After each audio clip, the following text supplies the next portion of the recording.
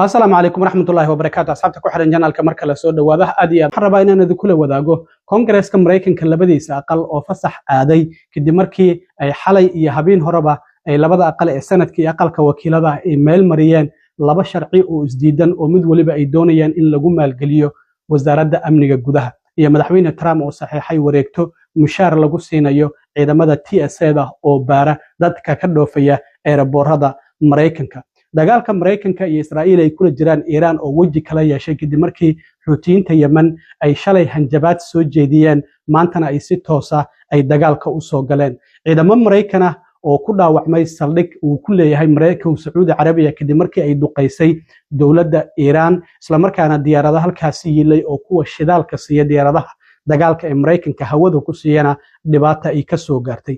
TV-ga Iran oo baahiyay in diyaarad Mareykan oo kuwa dagaalka ah ay gantaal kula dhufteen Sacuudiga isla markaana muuqaala ay ka soo duubeen sidoo kalena waxa jirta madaxweyne Trump oo muddo kale u qabtay Iran horeyna waxaan ognahay in laba muddo oo kala duwan oo ugu qabtay ugu dambeyntii Mareykanka oo qirtay markabka ugu weyn caalamka ee dagaalka ee diyaaradaha ximbaara ee USS Gerald Ford dhibaatada soo gaartay halka ay ka gaartay iyo sidoo kalena hadda halka uu ku sugan yahay warbixinadaasi oo idil ayaan doonayaa inaan idila socodsiiyo balse marka hore soo dhaweeyay ka dhibaato weyn ay ka jirtay oo dadka dhoofaya ay safaf dhaadheer ay eraborada kala kulmayeen maxaa yeelay ciidamadii TSA oo hoostaga wasaaradda amniga gudaha ee loogu talagalay dadka eraborada ka dhoofaya inay baaritaan ku sameeyaan in ku dhawaad 500 oo kamid ah shaqada ay ka tageen maadaama muddo bil ka badan aysan mushaar helin sababta wasaaradda amniga gudahana maalgelinteeda in lacag la siiyo waxa diiday dimuqraadiyiinta oo waxa ay doonayeen in isbedel lagu sameeyo ciidamada ICE dib u habeyn iyo waliba kuwa CBP-da madaxweyne Trumpna horey waa kii ciidamada ay sidoo kalena ICE u geeyay eraborada isniintii la soo dhaafay ilaa iyo muddo maanta ku 6 maalmood ahna ay eraborada joogaan haddaba labada aqal ee Congress-ka Mareykanka ayaa laba sharci oo isdiidan xalay iyo habeen hore kala meel mariyay waxaa jirtay aqalka sanadka in habeen hore ay meel mariyeen sharci ay doonayaan in qaybo kamid ah wasaaradda amniga gudaha ay ku maalgeliyaan marka laga reebo ICE iyo waliba ciidamada xuduudaha ee CBP-da oo ay sheegeen inay doonayaan in isbedel lagu sameeyo taasi oo Republicaankuna ay si aad ah uga soo horjeedeen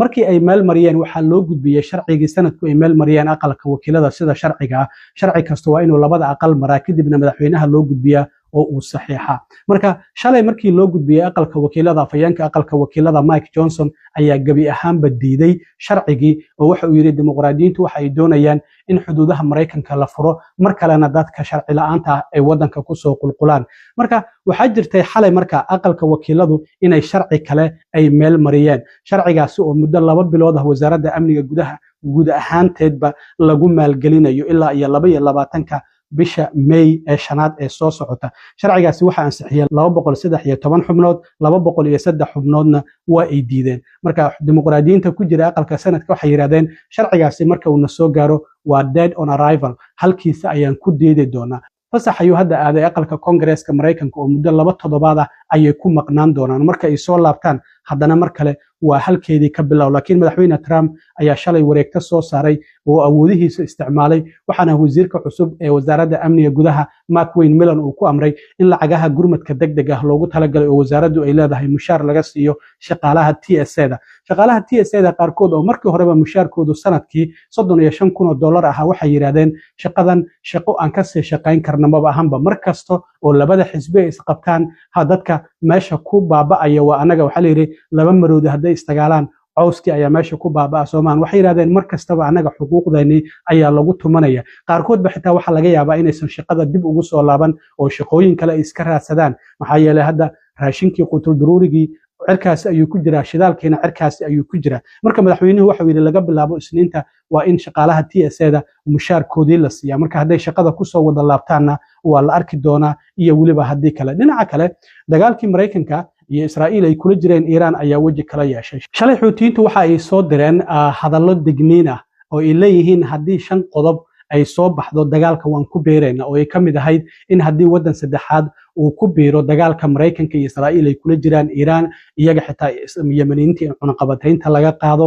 in sidoo kalena ayna adiga ilaa iyo 5 qodob oo kala duwan ay soo direen maantana waxay bilaabeen inay gantaalo ku soo tuuraan Israa'iil waxay Israa'iil sheegtay inay gantaaladaas iska qabatay laakiin hadda waxa halis ku jira marinka baabulmandab oo sidoo kalena ku xiran kanaalka Suez oo ku yaala Masar. marka haddii uu xirmo baabulmandab mar kale oo xuutiyiinta ay xiraan, arrintaasi waxay noqonaysaa in caalamka dhinaca tamarta ama shidaalka ay gabaabsi ku noqoto. hadda wadamo fara badan oo ay ka mid yihiin Malaysia, Sri Lanka, Bangladesh, Hong Kong waxa ay bilaabeen oo inta badan wadamada Asia in shidaalkii la beeqaamiyo la yiri xitaa gawaarida ama in gaadiidka dadweynaha hala raaco oo gawaarida hala iska dhigo yaan la shidin qaboojiyaasha. waxyaabo fara badan oo shidaalka lagu beeqaaminayo ayay bilaabeen. waxaana sidoo kale Iiraaniyiintu gabahaanba u xiran sidaan ognahay marinka Hormuz oo ilaa 18 markab ayay weerareen. maraakiibta qaarkoodna waxay yiraahdeen doonaya inay maraan lacag $2 milyan waa inay bixiyaan. ilaa hadda 2 markab ayaa bixisay ayaa la leeyahay lacagtaasi, waxayna ugu talagaleen qayb wareega oo ay leeyihiin sida sawirkan aad ka aragtaan qaybtaasi ayaad maraysaan. Trumpna sidoo kale mar kale 10 maalmood ayuu haddana Iiraan u qabtay. markii hore waxaan ogeyn in uu u qabtay 48 saac 5 maalmood ayaa ku xigtay. haddana waxa uu leeyahay laga bilaabo 6 bisha soo socota ee Abriil oo Isniinta soo socota ku beegan 8 fiidnimo ayaan u qabtay Iiraan si aan u burburiyo goobahooda tamarta. wadahadallo ayaa socda. wadahadalladaasi Iiraan ayaa iga codsatay ayuu leeyahay 10kaasi maalmood, waa sida isagu uu sheegayo. laakiin Iiraan waxay leedahay wax wadahadala oo noo dhaxeeya annaga iyo Mareykanka maba jiraanba. arrintaasi waa ay diidan yihiin. wasiirka arrimaha dibadda Mareykanka oo shirka wadamada G7 magaalada Paris ee caasimadda Faransiiska uga qayb galayana waxa uu sheegay in iyagoo ciidamo aan geynin dhulka ah Iiraan in dagaalkan ay ku guuleysan karaan, laakiin hadda ciidamo u dhaxeeya 10,000 ilaa 7,000 ayaa bariga dhexe ku sii socda. ciidamadaasi halkay ku socdaan? waxaana sidoo kale uu yiri wasiirka arrimaha dibadda dagaalkan waxa uu sii socon karaa oo hadda maanta bil buuxsaday 2 ilaa 4 toddobaad oo kale ayuu sii socon karaa.